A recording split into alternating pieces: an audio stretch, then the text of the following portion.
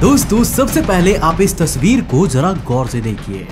इस पर इतना अंधेरा देखकर इस वक्त आपको लग रहा होगा जैसे ये किसी चांद की फोटो है, लेकिन शायद आपको जानकर हैरानी होगी कि ये फोटो इंसानों द्वारा कैप्चर की गई यूरेनस की सबसे पहली इमेज है, जिसे वॉयेजर 2 स्पेसक्राफ्ट ने 24 जनवरी 1986 के दिन उस वक्त कैप्चर किया था जब वो सिर्फ और सिर्फ इस प्लैनेट से 81,500 किलोमीटर दूर था। अब दोस्तों इसमें कोई दो राय नहीं है कि उसके बाद से इंसानों ने यूरेनस की और भी कई सारी तस्वीरें ली, लेकिन ये इमेज अपने आप में हिस्टोरिक थी। वैज्ञानिकों के लिए बेशक ये एक बड़ा अचीवमेंट था, लेकिन यूरेनस की पहली तस्वीर को खींचने के तकरीबन 3.5 साल बाद ही अगस्त 1989 में वॉयेजर 2 ने एक और माइलस्टोन अचीव किया, जब प्लैनेट के नॉर्थ पोल से सिर्फ और सिर्फ 4,500 किलोमीटर की दूरी से उसने नेपच्यून की भी एक बेहतरीन इमेज खींचकर धरती पर भेजी। अब दोस्तों वैज्ञानिक इन दोनों ही उपलब्धियों से बहुत ज्यादा खुश थे,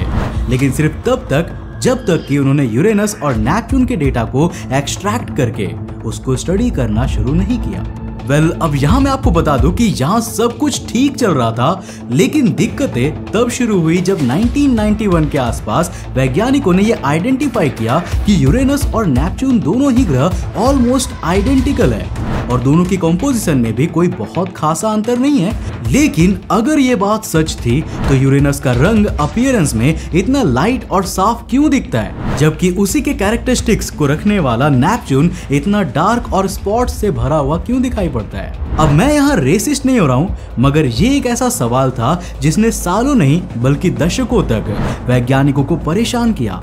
लेकिन अब हमें फाइनली अपनी इस गुत्थी का जवाब मिल चुका है और आज के इस वीडियो में हम इसी के ऊपर डिस्कस करने वाले हैं कि जब यूरेनस और नेपच्यून लार्ज स्केल पर हर एंगल से सिमिलर है तो दोनों की अपीयरेंस में इतना बड़ा डिफरेंस क्यों आया। तो हेलो गाइस, मैं हूं कौशिक और चलिए जानते हैं कि आखिर क्यों नेपच्यून और यूरेनस इतना अलग दिखते हैं।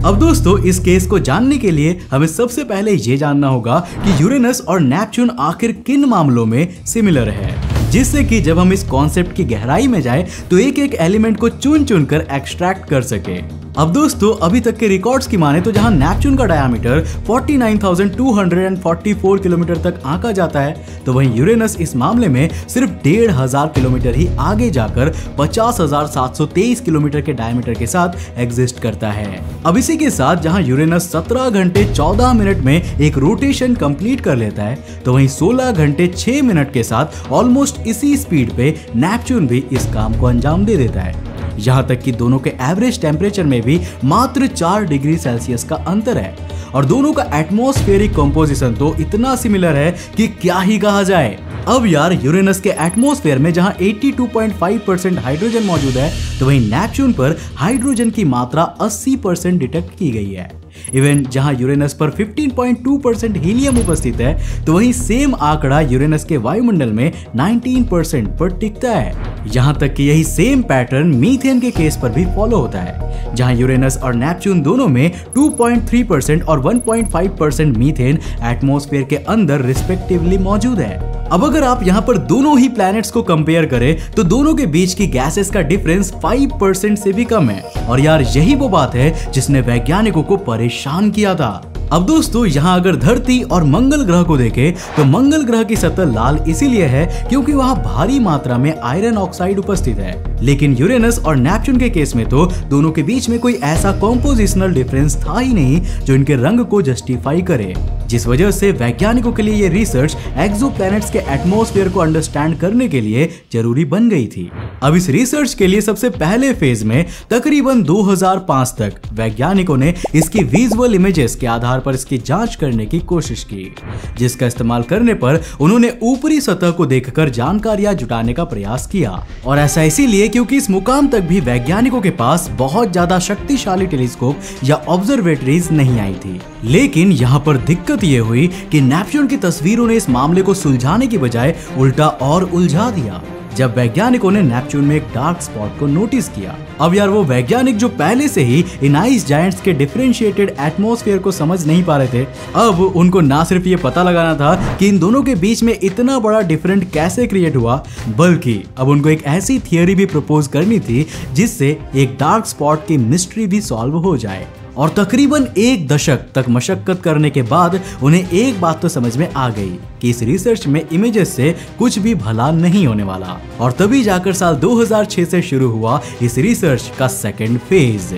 अब दोस्तों हम लोग साल 2006 से 2018 के पीरियड को सेकंड फेज इसीलिए कह रहे हैं क्योंकि इस दौरान टेक्नोलॉजी में एक बहुत बड़ा चेंज आया और विजुअलाइजेशन की जगह ले ली स्पेक्ट्रोस्कोपी ने। दोस्तों नासा, एसा और SCSTI के काबिल शोधकर्ताओं ने तकरीबन 12 साल लगा दिए अलग अलग डेटा को इकट्ठा करने में, जिस दौरान उन्होंने यूरेनस और नेपच्यून दोनों ही प्लैनेट्स को अलग अलग वेवलेंथ और माइक्रो बैंड्स में कैप्चर किया, जिनके एनालिसिस के बाद उन्हें वो जानने को मिला जो काफी था इस पूरी तस्वीर को क्लियर करने के लिए। अब जब दोनों ही स्पेक्ट्रम इमेजेस को देखा गया तो ये पाया गया कि एटमॉस्फेयर के नीचे सतह पर पहुंचने पर दोनों ही ग्रह ऑलमोस्ट एग्जैक्ट हैं। लेकिन जो एक चीज इन दोनों को अलग बना रही है वो है इनके एटमॉस्फेयर में होने वाली एक्टिविटीज। दोस्तों वैज्ञानिकों को यह पता चला कि क्लाइमेट एक्टिवनेस के मामले में नेपच्यून यूरेनस से काफी ज्यादा एक्टिव है, जिस वजह से नेपच्यून के एटमॉस्फेयर में तेज हवाएं चलती रहती है और यही कारण है कि नेपच्यून के बादल कभी भी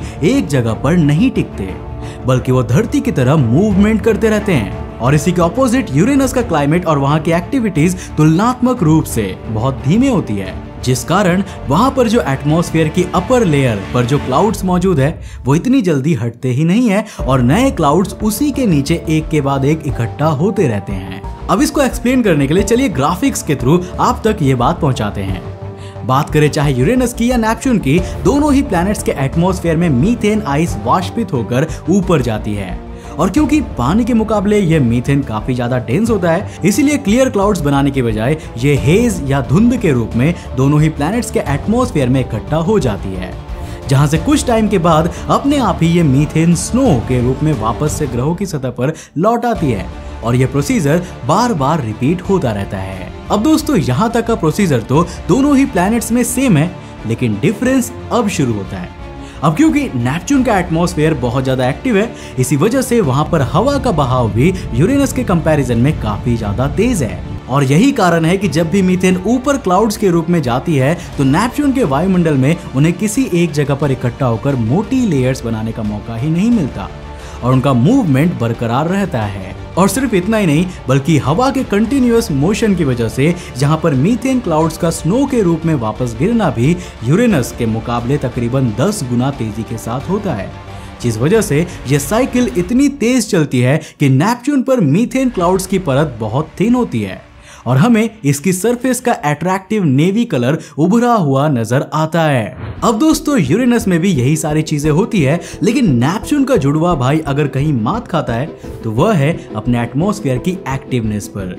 यूरेनस पर एटमॉस्फेयर इतना एक्टिव है ही नहीं कि क्लाउड्स का कंटिन्यूअस मोशन बना रहे, जिस वजह से वहां पर जब मीथेन आइस वाष्पित होकर ऊपर जाती है तो वो जहां पर भी कंडेंसेट होकर इकट्ठा होती है उस एरिया से ज्यादा दूर जा ही नहीं पाती और इससे पहले कि वो क्लाउड्स कुछ किलोमीटर्स की भी दूरी तय करे, नीचे से और आइस इकट्ठा होने लगती है। अब ऊपर से एक्टिव एटमॉस्फेयर ना होने की वजह से वो बादल जल्दी स्नो के रूप में सरफेस पर नहीं आते और एक के बाद एक नीचे जमा होते होते हेज की इतनी मोटी परत बना लेते हैं कि हमें यूरेनस की सतह साफ साफ दिखती ही नहीं है, बल्कि उसकी जगह उसके ऊपर इकट्ठा हो चुकी घनी धुंध नजर आती है, जिसका सफेद रंग हमें इतने सालों से यह मानने पर मजबूर कर रहा था कि यूरेनस का रंग ही अलग है। मतलब यार यहाँ पर शॉर्ट में बताए तो यूरेनस और नेपच्यून सरफेस लेवल पर 97% एग्जैक्ट सेम ही है, बस यूरेनस पर धुंध की काफी मोटी परत है जिस वजह से हमें धुंध का सफेद रंग दिखता है और सरफेस का कलर नहीं नजर आता, जबकि इसी के ऑपोजिट एक्टिव एटमॉस्फेयर होने की वजह से नेपच्यून में बहुत मोटी परत नहीं जम पाई और हमें उसके सरफेस का डार्क ब्लू कलर साफ साफ दिखाई दे जाता है। अब यार सवाल यहाँ खत्म नहीं हुए हैं, बल्कि इसके बाद सवाल यह आता है कि नेपच्यून की सतह पर वो डार्क स्पॉट्स कैसे हैं। तो वैज्ञानिक ऐसा मानते हैं कि जिस तरह से जुपिटर की सरफेस पर आने वाले तूफानों की वजह से काफी सारे स्पॉट्स नोटिस किए जा सकते हैं, उसी तरह नेपच्यून पर भी आए दिन तूफान आते रहते हैं और इन्हीं के एविडेंस के रूप में ऊपर से ऑब्जर्व करने पर हमें वो डार्क स्पॉट्स दिखाई देते हैं। जनवरी साल 2020 में हबल स्पेस टेलीस्कोप ने नेपच्यून में 2 डार्क स्पॉट्स कैप्चर किए थे